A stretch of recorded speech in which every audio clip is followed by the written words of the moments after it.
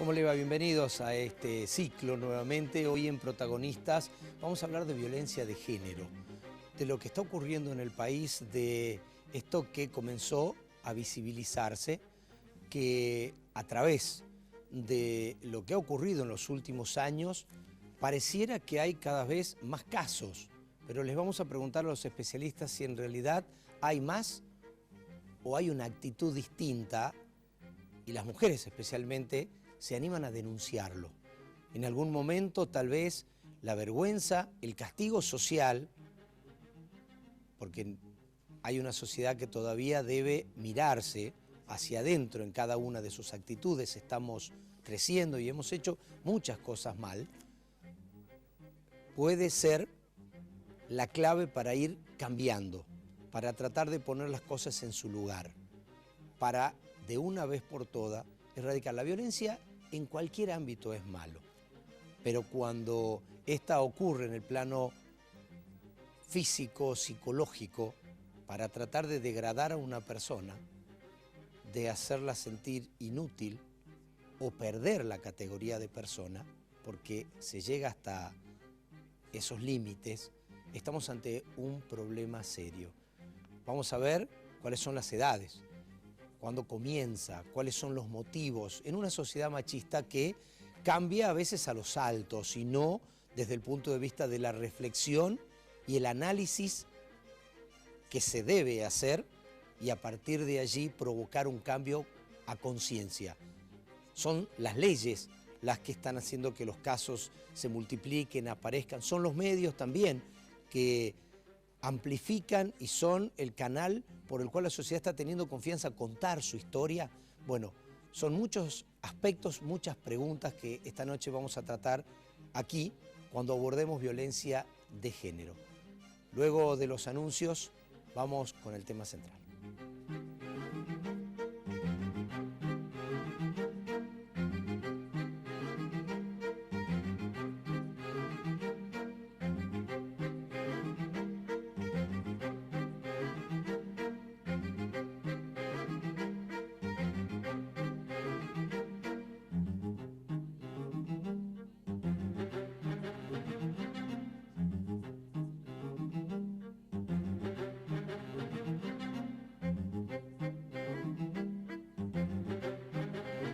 Si usted recién nos sintoniza, no escuchó la presentación, el tema es violencia de género. Esta noche aquí en Protagonistas, y vamos a agradecer la visita de Silvia Guzmán, ex consultante del Observatorio de la Mujer, Florencia Cinto, psicóloga, y Eva Fondevila, coordinadora del Observatorio de la Mujer. El tema nos llama a tratarlo en primera persona. Queremos que usted conozca las experiencias y a través de los testimonios también hagamos una reflexión de lo que nos está pasando como sociedad, de dónde venimos, qué nos está pasando y además a dónde vamos. Esa sería, digamos, la dirección que pretendemos a través de lo que hoy vamos a compartir con ustedes, que hagamos esa mirada y tal vez lo logremos al final de este ciclo si usted piensa, porque seguramente tendrá alguna persona conocida que está atravesando por esto y no sabe cómo ayudarla, o puede ocurrir en el seno de la familia, y como decíamos al comienzo, la vergüenza misma puede más que el ánimo para hacer visible el problema y comenzar a solucionarlo con los responsables como corresponde. Bienvenida, muchas gracias por estar con nosotros esta noche. Bueno, Silvia, ¿por qué no nos cuenta cuál fue su experiencia en esto y cuándo decide liberarse y contar lo que le estaba pasando? Bueno, yo llegué al observatorio cuando no podía decir mi nombre. ¿No podía decir su nombre porque usted...? No podía decir mi nombre, no sabía ni cómo me llamaba porque siempre me presentaba mi pareja y sufría mucho de violencia psicológica. Y cuando ya no pude más, estuve 4 veces parada fuera del observatorio hasta que un día dije, tengo que entrar. Desde ahí participé en los eventos, en todos los talleres, en las consultas particulares con la psicóloga que realmente nos ayuda. Me dio muchas herramientas para poderme poner de pie nuevamente. Ahora, Silvia, a mí me gustaría que contemos desde el principio, porque es como que esto a veces, si lo que nos contó es cuando ya tenía el problema, pero usted se enamoró de un hombre, Sí. vivió una etapa tal vez feliz, ¿no se dio cuenta antes que esto estaba pasando o comenzó después? Después de tal vez de un tiempo de noviazgo, ya de convivir con su pareja. Yo tuve 10 años de estar con una persona maravillosa, soñada, y de repente cambió muchísimo. Eh, por ejemplo, yo caminaba atrás de él, no al lado de él. Si tenía que ir a algún lado, él decía mi nombre, yo no podía presentarme. Entonces, todas esas cosas, cuando un día dije, no puedo decir mi nombre, no sé quién soy.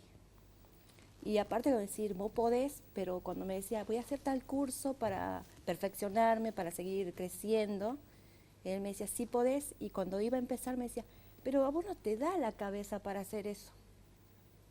Vos tenés que pensar que vos tenés que quedarte en la casa, cuidar a los chicos. Le voy a hacer una pregunta Sí. sin que dé el nombre, porque no es el ánimo, pero sí contar el caso.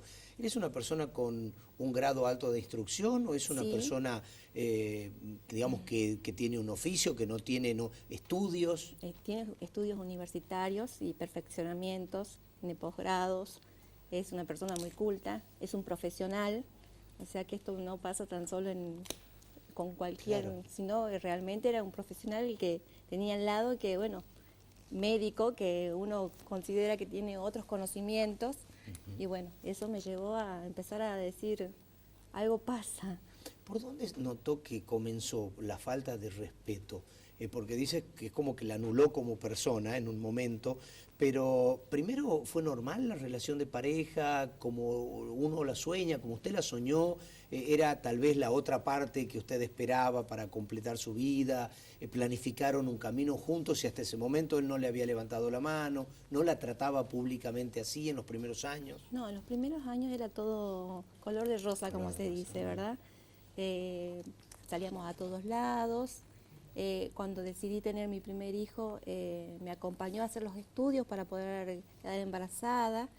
O sea, compartimos esos momentos. Y hasta ahí bien, digamos. Hasta ahí bien. Y después como que se empezó a alejar muchísimo y ya es como que no eran lo mismo, ya trabajábamos los dos, o sea, siempre fui independiente y siempre trabajé. Acompañé, digamos, entre los dos para poder llevar un hogar más fuerte, pero a medida que pasamos se fue desgastando, es como que de repente ya no estaba presente en ciertas situaciones que uno como mujer por ahí lo necesita, o como papá, ella porque ya estaba mi hija. Después nos fuimos a vivir a Buenos Aires, fue otra vida porque ya estaba sola, porque él casi no estaba en casa, y cuando llegaba en casa, por ejemplo, quería charlar y contarle, bueno, hice tal cosa, ya no se podía, o vamos a compartir como familia, salgamos a caminar, ya no.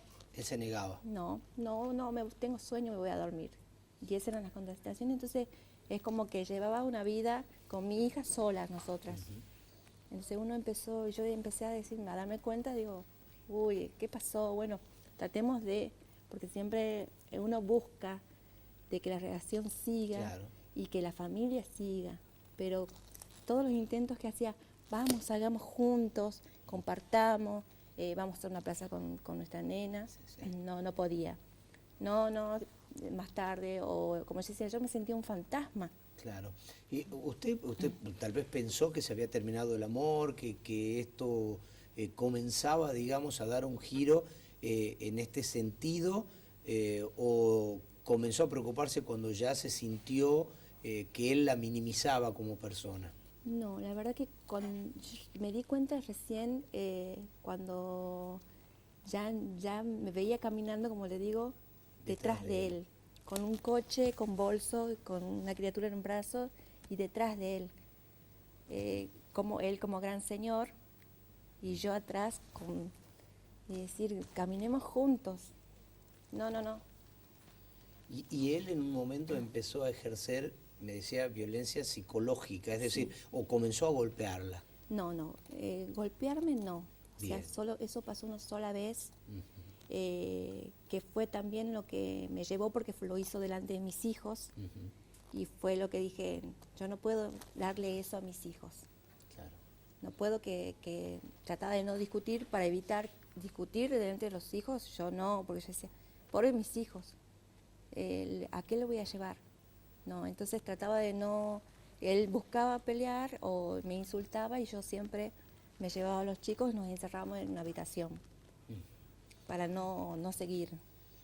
Pero la verdad que era difícil. Claro. Porque además creo, permítame, que creo que los golpes más fuertes son los que se reciben en el interior, ¿no es cierto? Exacto. Yo siempre digo que el golpe que me dio pasó el dolor, pero las palabras y ver las expresiones de mis hijos en ese momento fueron las más duras. Fue la que me dijo decir basta. Ustedes ya habían vuelto a Tucumán cuando decide ingresar ahí en el observatorio, decide darse una oportunidad, por lo menos para dejarse ayudar. Sí, ya estábamos en Tucumán y ya llevábamos viviendo en la misma casa, pero separados.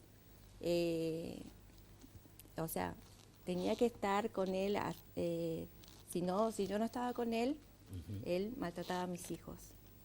Ustedes intimar. Exacto. Bien. Si no venís, bueno, entonces mamá resguarda a los hijos siempre. Entonces dice, no, ¿por qué? Porque si no después empieza a gritar, los trata mal a los chicos. O llegó un momento de, por ejemplo, no quiso comprar comida. Y yo decir, wow, ¿qué hago? No puedo. Claro. Salí a trabajar como niñera, a limpiar casas. O sea, creo que cualquier mamá dice, bueno, me pongo en marcha. Claro. Vendía cosas dulces en las avenidas, y bueno, y así salir adelante. Pero también, o sea, me seguía quedando ahí, claro, en el mismo lugar por miedo. Miedo de que no, pero si yo voy y le cuento a alguien y le digo a alguien, y capaz que él se pone como loco y los trata mal a los chicos, o la amenaza que me hacía, te voy a quitar los chicos, te voy a hacer que sacar los chicos. Yo decía, pero Dios.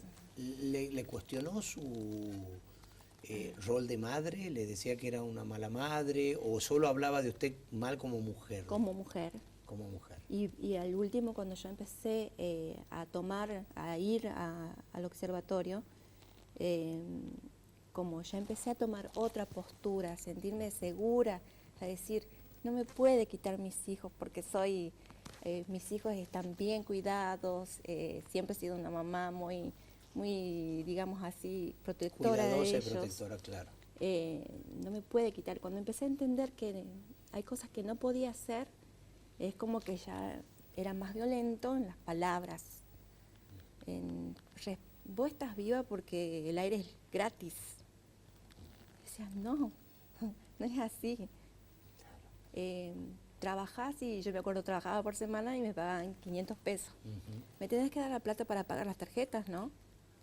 Decía, no, esta plata es para mis hijos, para dar de comer a mis hijos. Y decir, no, porque yo... O por ejemplo me pasó llegar de trabajar y que mi hija llorando y que me diga, el papá me sentó y me dijo de todo. Claro. ¿Por qué? Porque dice que soy igual a vos. Claro, o sea, ese sometimiento y maltrato lo transfirió también a la criatura. Cuando uno empezó a tomar, como le digo, otra postura, empezó él a tomarlo con los chicos. Cuando se dio cuenta que usted había ganado un poco de amor propio, digamos, y había vuelto su orgullo y quería, en definitiva, ocupar el lugar que corresponde, ¿no es cierto? Exacto, cuando uno empieza a darse cuenta de que no está solo, de que conocí mujeres que pasaron ciertas situaciones y escucharles y verles decía, wow, no me pasa a mí sola, le pasó a otro y está acá y está bien y salió adelante. Entonces ahí cuando empecé a decir, bueno, yo también lo puedo hacer, yo también quiero salir adelante, estar bien.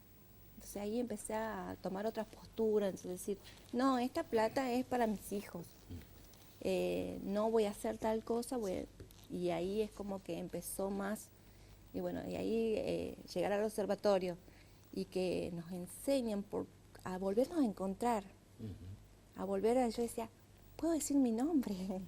Sí, eso es la verdad que es lo que más me llamó la atención.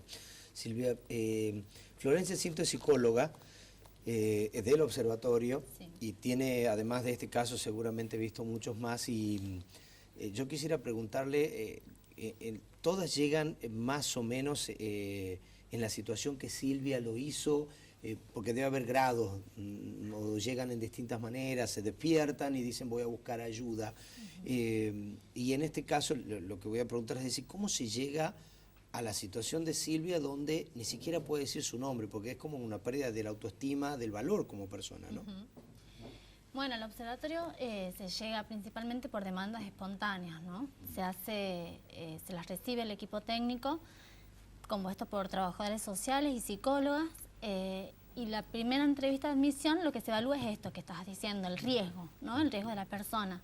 Lo primero que se trata de ver es eso, salvaguardar que esa persona pueda estar bien físicamente, pueda estar segura, tanto ella como sus hijos, ¿no? Muchas veces esta cuestión de los hijos es muy fuerte porque muchas veces es un medio de manipulación o poner primero a los hijos ante todo hace que uno por ahí se vaya retrayendo cada vez más, ¿no? Entonces lo primero que hacemos es eso, ver la emergencia.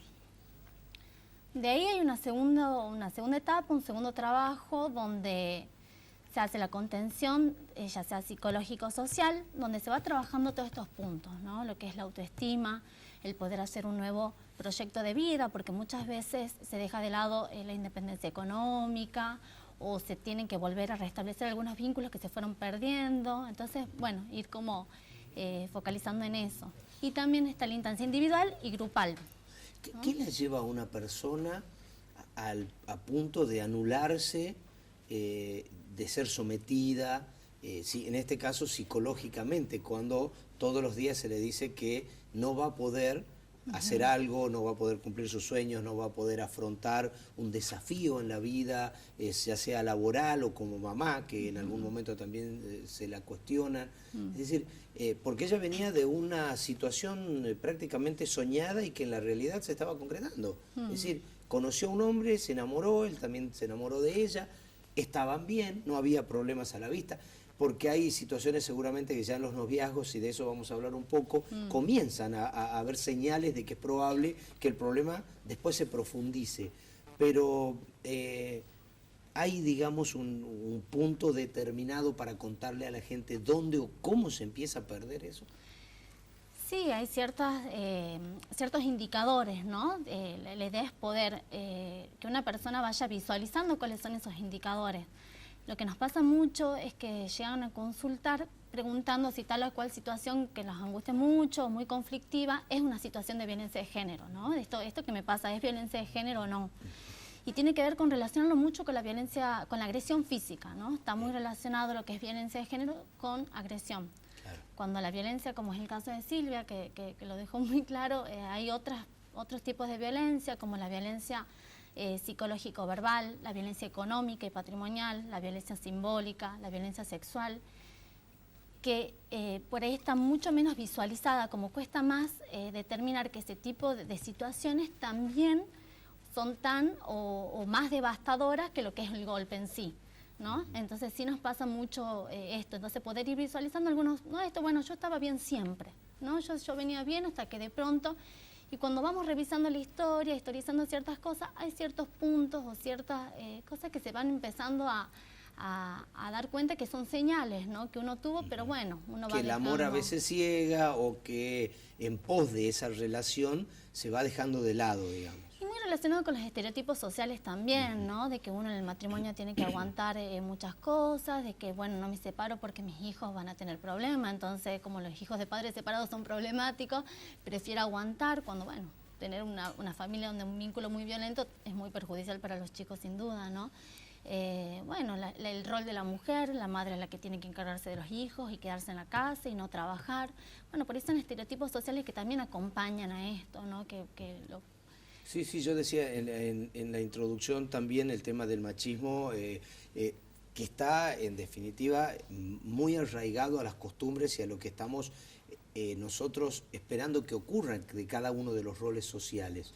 En esta primera parte hemos hablado con Silvia que se anima a contar su historia, que puede ser la suya, que puede ser parecida, pero que definitivamente, y a Dios gracias, puede hoy ayudar con este testimonio en base a lo que tal vez a usted le está ocurriendo o cree que está atravesando y no sabe o no tiene muy claro qué hacer. Nos quedan más preguntas para Florencia como psicóloga, y nos queda también hablar con Eva Fondevila, que es coordinadora del observatorio, sobre los casos, sobre la experiencia en Tucumán, si hay edades o cuáles son los riesgos o lo que hay que estar más atentos. Después de la pausa, nosotros vamos a volver con ellas aquí en Protagonistas con este tema esta noche que nos preocupa porque son muchos los casos que se conocen a diario de violencia de género.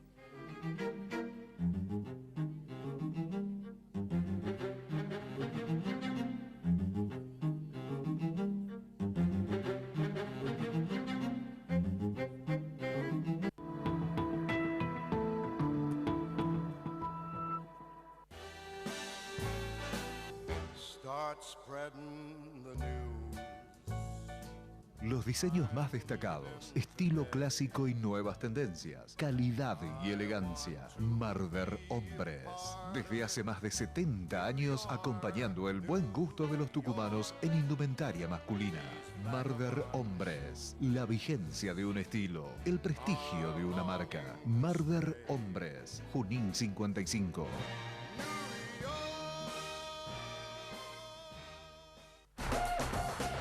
Sin Messi también se puede.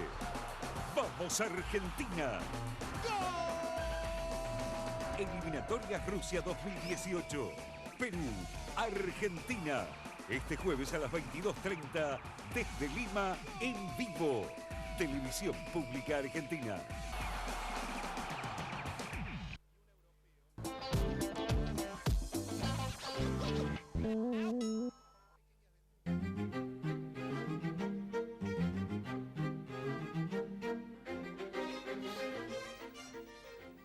El tema de esta noche es violencia de género aquí en Protagonistas, y le voy a agradecer también la visita de Eva Fondevila, coordinadora del Observatorio de la Mujer.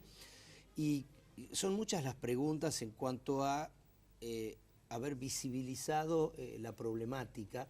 Antes tal vez había más temor a denunciar, hoy los medios están mostrando, no solo en el país, sino en el mundo, el hecho de un cambio de actitud y animarse a compartir, a decir, me está pasando esto, sin la vergüenza que tal vez en otro momento podía más que el problema, ¿no es cierto?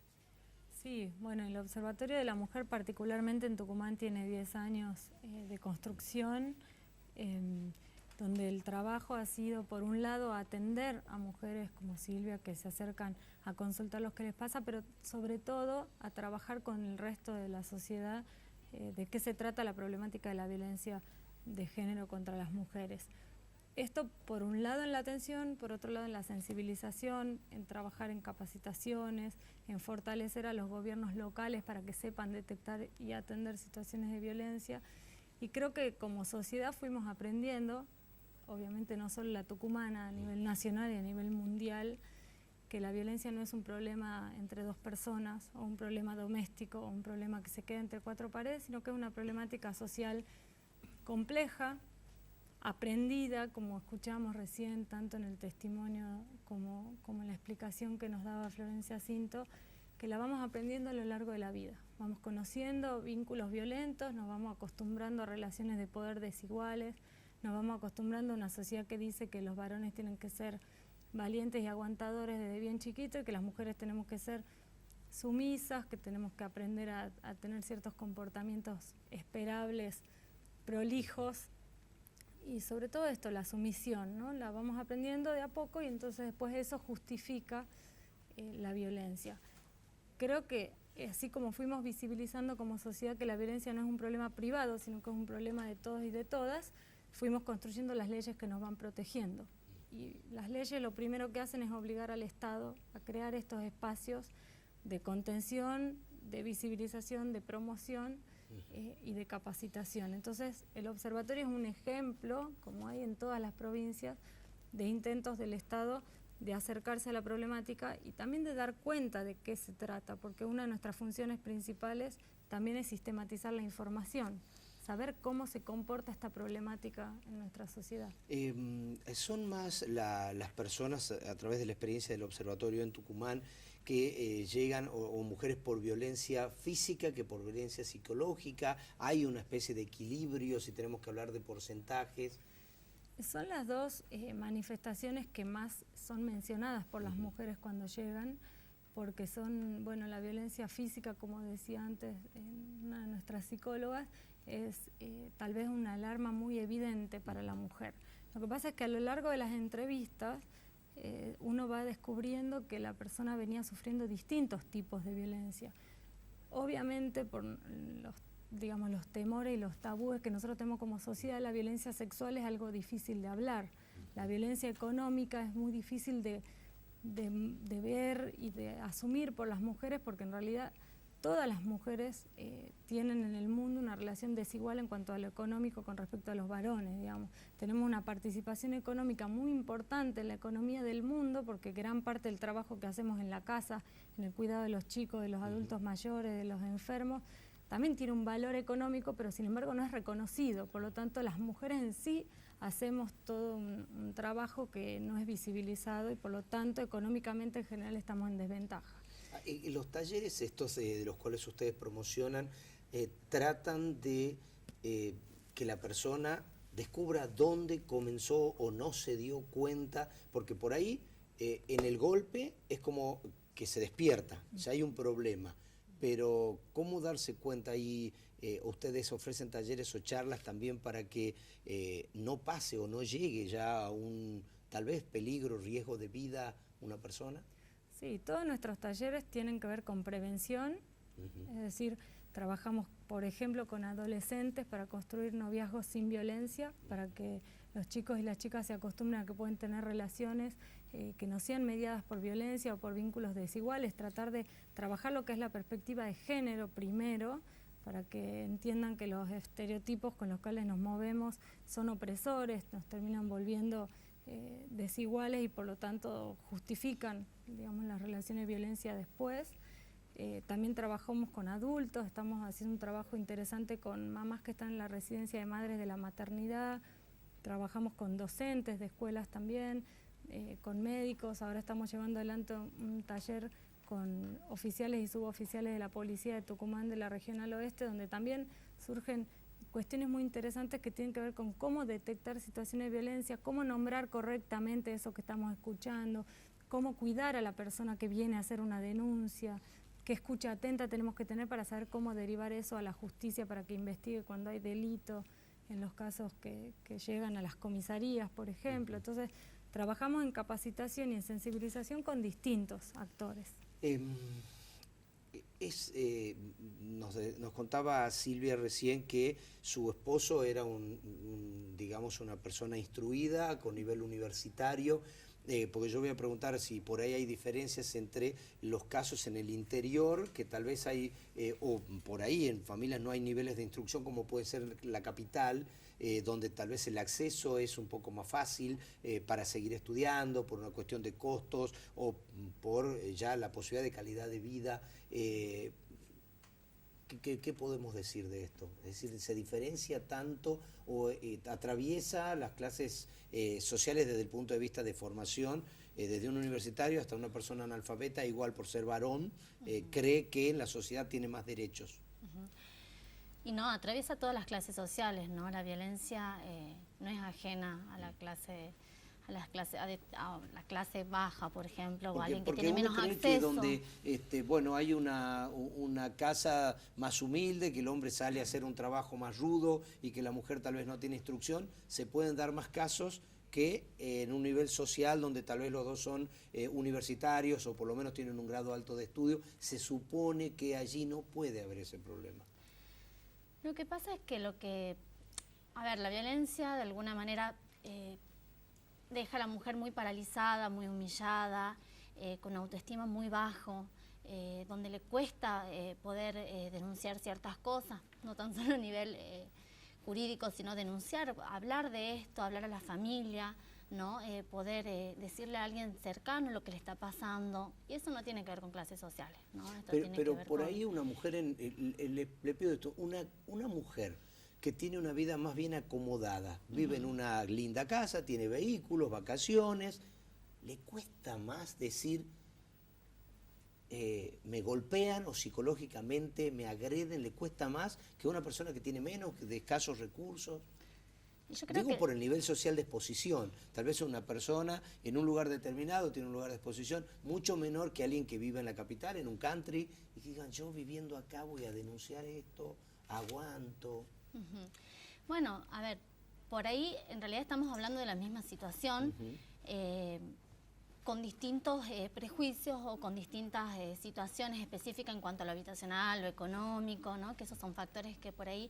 Pero la amenaza que es muy constante, que pasa mucho, esto de los hijos, por ejemplo, es una amenaza que se repite siempre, ¿no? Es como esta manipulación, a ver, el que manipula, el que humilla, el que hostiga a otra persona, lo hace más allá de las posibilidades económicas o sociales que tenga esa persona. O sea, de diferente manera capaz se manifiesta, pero sí es lo mismo, ¿no? Estamos hablando... De todos modos, sí me parece que obviamente la sociedad tiende a ser conservadora, entonces en personas que tienen determinados círculos sociales les cuesta exhibirlo eso.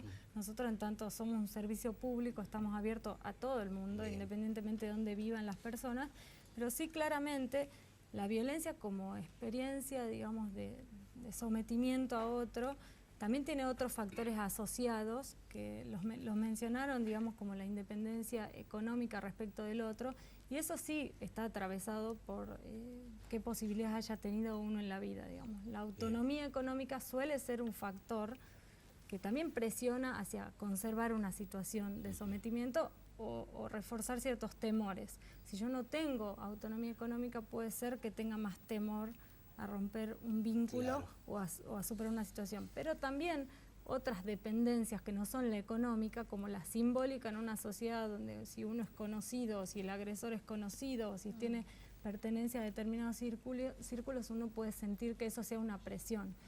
Lo que nosotros transmitimos es que la violencia es un modo de relación que se construye, que muchas veces se consolida a lo largo de muchos años, y creo que el testimonio de Silvia es más elocuente que cualquier cosa que nosotros podamos decir en ese sentido, y decirle a todas las mujeres, estén en la condición en la que estén, que tienen las puertas abiertas para consultar, para esto que decía Florencia, a veces vienen y preguntan si lo que le está pasando es o no.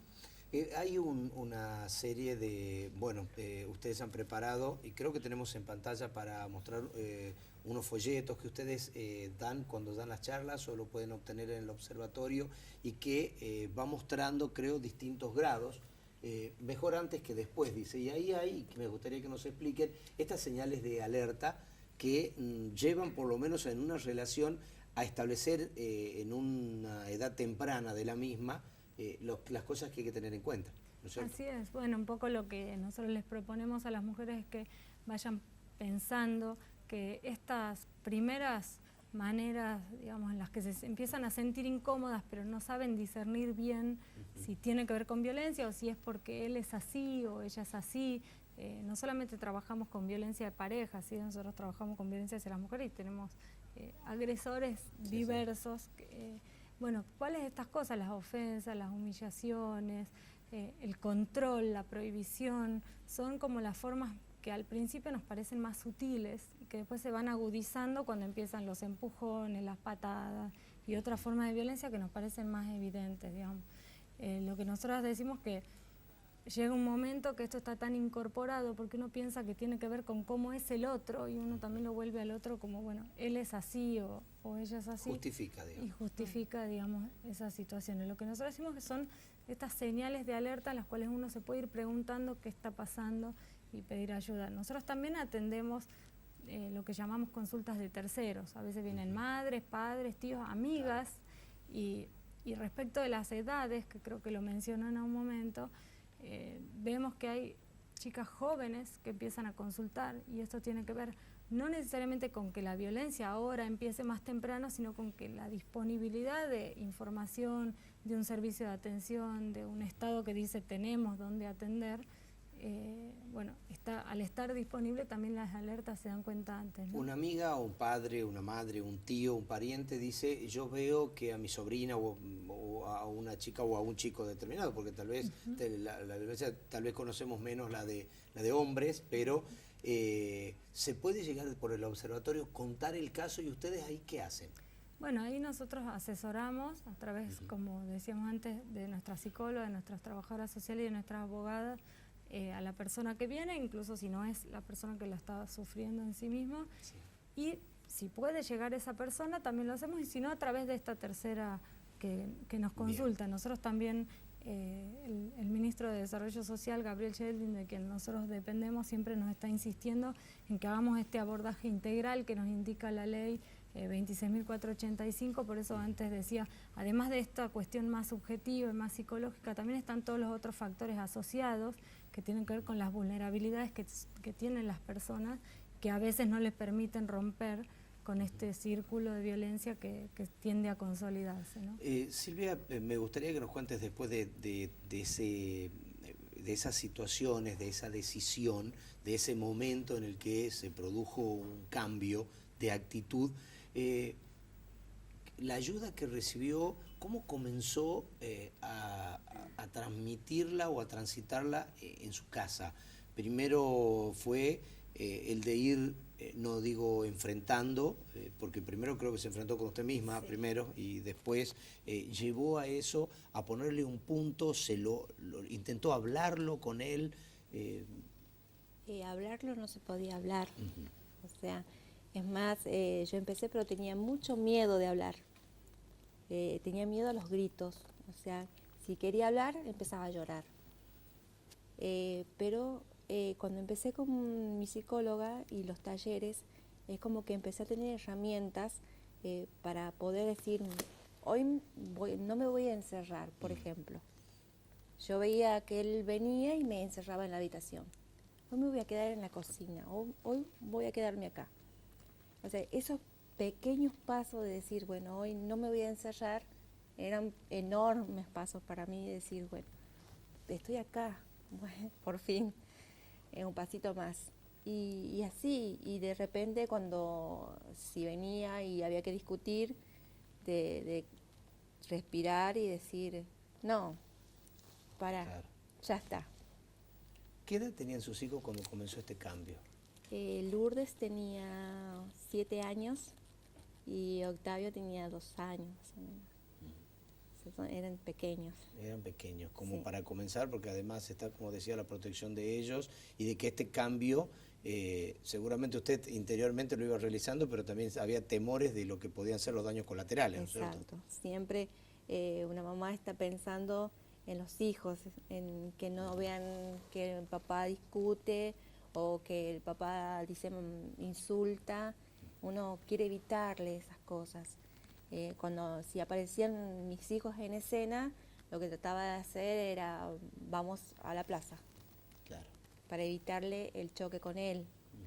Hasta que, bueno, cuando fue que me levantó la mano delante de mis hijos, es cuando ya dije, mi hija quedó muy asustada. Claro, claro. Y decía, mi papá dijo muchas malas palabras, muchas malas palabras.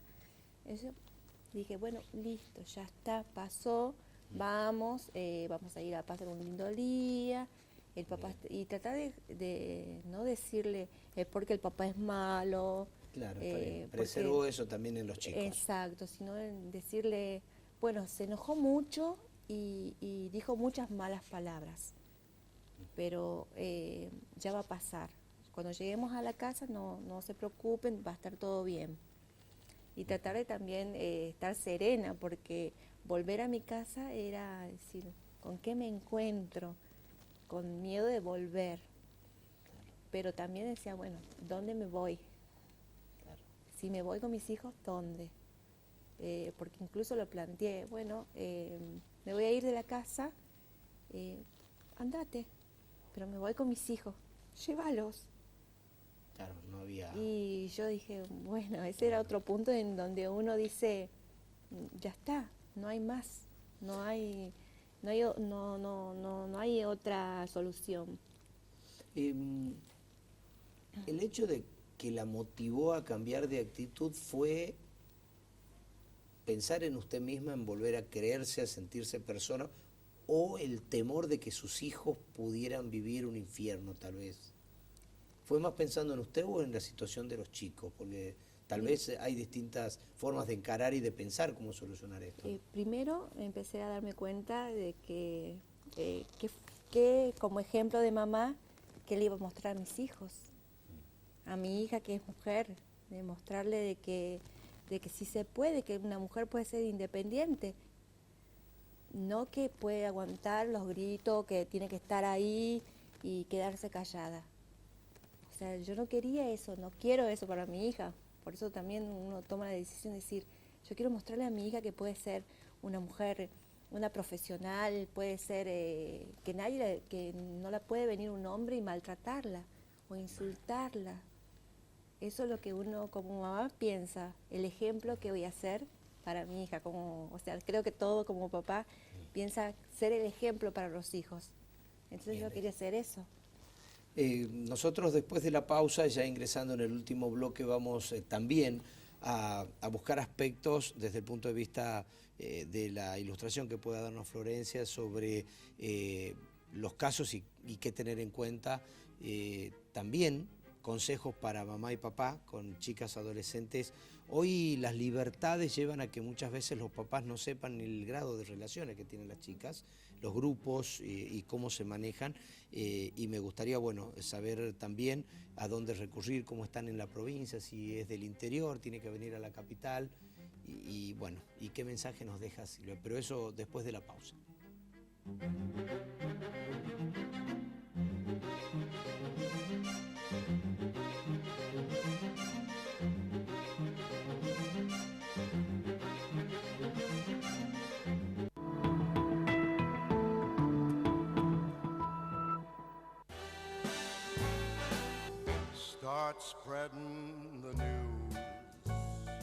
Los diseños más destacados, estilo clásico y nuevas tendencias, calidad y elegancia. Marder Hombres.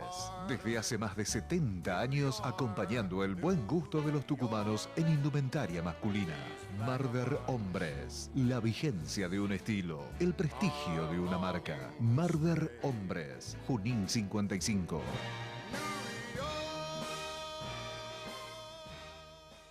Vas a ver acá casas de medio palo para arriba, compradas por empleados públicos. Bueno, es bastante complicado. La Nata va al frente y no le teme a nadie. Acá tenemos una factura de octubre de 2015 por 90.000 pesos. Todo el negocio son 90.000 pesos mío. Claro. Prepárate para lo que viene. Periodismo para todos. Este domingo a las 22 por Canal 10.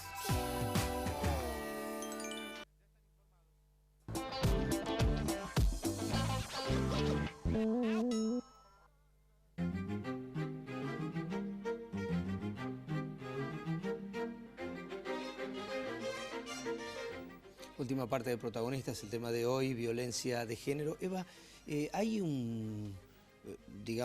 seguramente un registro de cómo están trabajando y la cantidad de casos que ustedes van conociendo, cómo se los encara, pero me gustaría conocer de porcentaje de cuánto estamos hablando. Bueno, nosotros como Observatorio de la Mujer estamos recibiendo aproximadamente 100 mujeres nuevas que llegan por mes.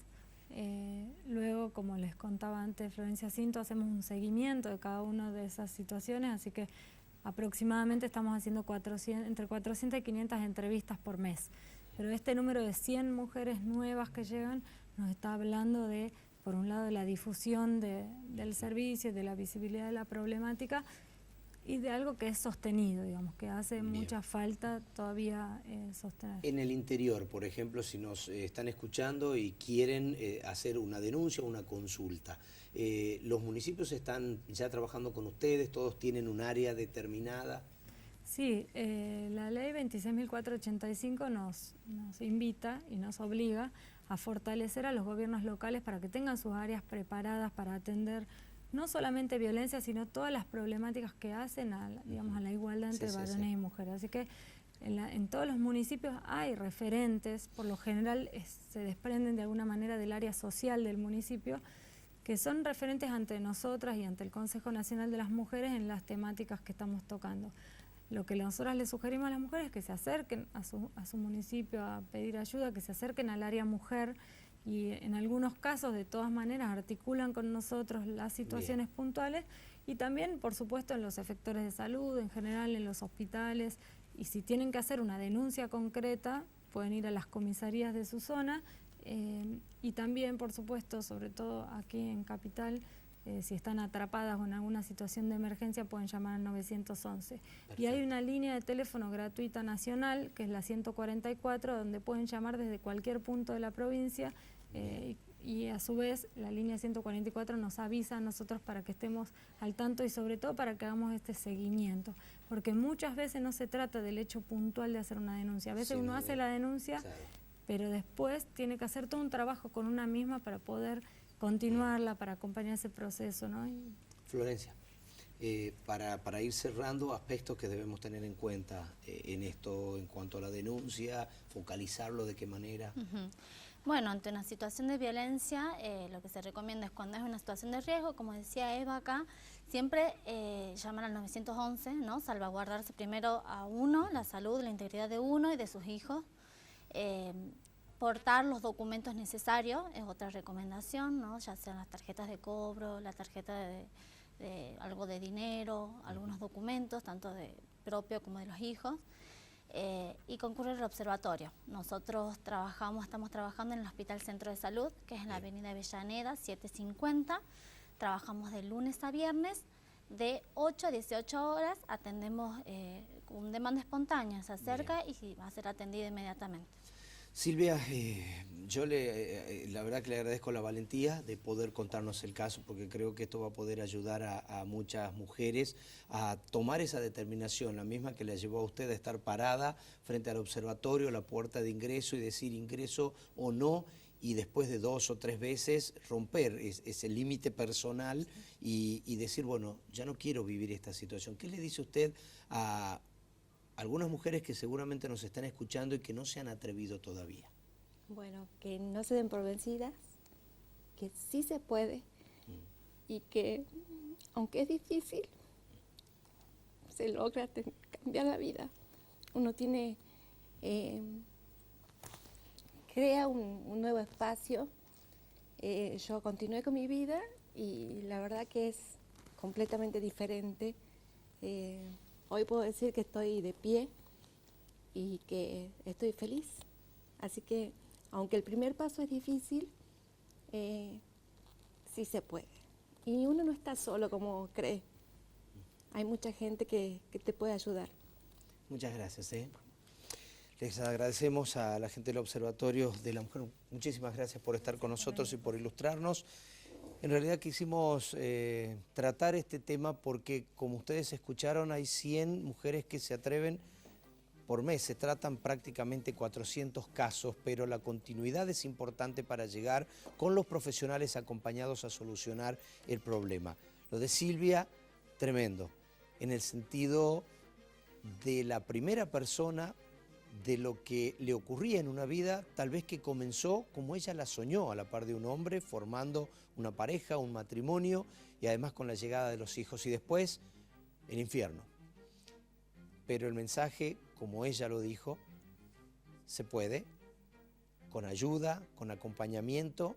Me quedo con también una frase de ella: no se está solo como en algún momento se piensa.